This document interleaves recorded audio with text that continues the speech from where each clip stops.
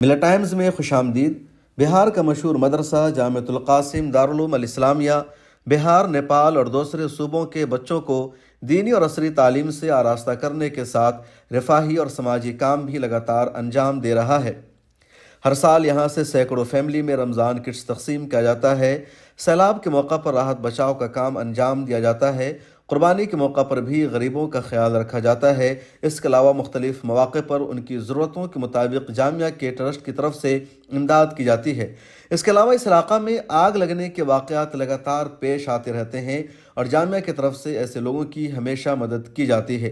Relief work اور رفاہی کاموں کے لیے جامعۃ القاسم کا 2 علیحدہ ٹرسٹ ہے جس کے تحت یہ پورا کام انجام پاتا ہے۔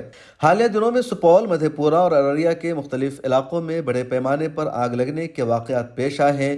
پورا کا پورا محلہ جل گیا ہے، لوگوں کے گھر ختم ہو گئے ہیں، رہنے اور کھانے کے لیے کچھ بھی نہیں بچا۔ ایسے مشکل حالات میں جامعۃ القاسم کے ٹرسٹ کی جانب سے ان مصیبت زدہ لوگوں کی مدد کی گئی ہے۔ ملا ٹائمز کو ملی جانکاری کے مطابق کچھ دنوں قبل سپول ضلع کے 2 گاؤں گھورن اور سرائے گڑھ بننیا میں بھیانک آگ لگ گئی جس میں بہت سا نقصان پہنچا۔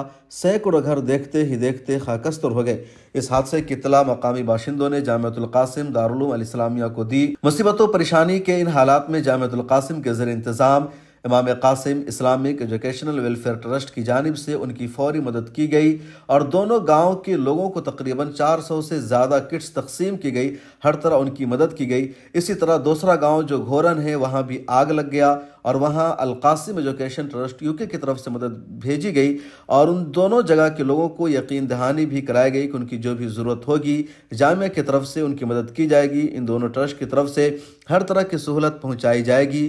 ان کے گھر کی تعمیر ابھی باقی ہے، دوسرا کام ابھی ہونا ہے اور ٹرسٹ کے ذمہ داروں کا کہنا ہے کہ ان کی یہ مدد بھی کی جائے گی۔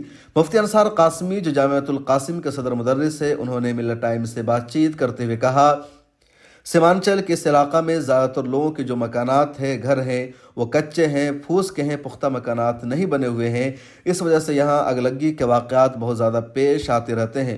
ان کا یہ بھی کہنا تھا کہ جو پورا علاقہ ہے سیلاب زدہ ایریا مانا جاتا ہے، ہر سال یہاں سیلاب آ جاتا ہے۔ کوسی ندی میں پل بن جانے کی وجہ سے کچھ قابو پا لیا گیا ہے، بند کی تعمیر ہو گئی ہے، لیکن ابھی تک سیلاب سے علاقہ پریشان ہے۔ سیلاب اور آتش زنی اس دونوں مصیبت سے یہاں کے لوگ ہمیشہ دوچار ہوتے رہتے ہیں، اس لیے ان کی مدد کی فوری طور پر ضرورت محسوس ہوتی ہے۔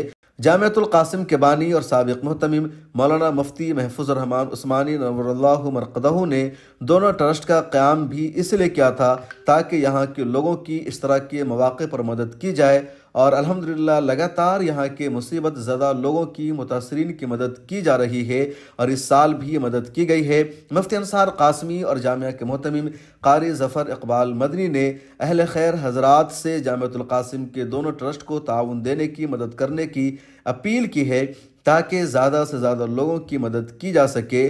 رفاہی کام کے لیے اس طرح کے مصیبت زدہ لوگوں تک امداد پہنچانے کے لیے جامعۃ القاسم کے اکاؤنٹ نمبر پر اپنی رقم اور مدد بھیج سکتے ہیں۔ اسکرین پر اکاؤنٹ نمبر موجود ہے۔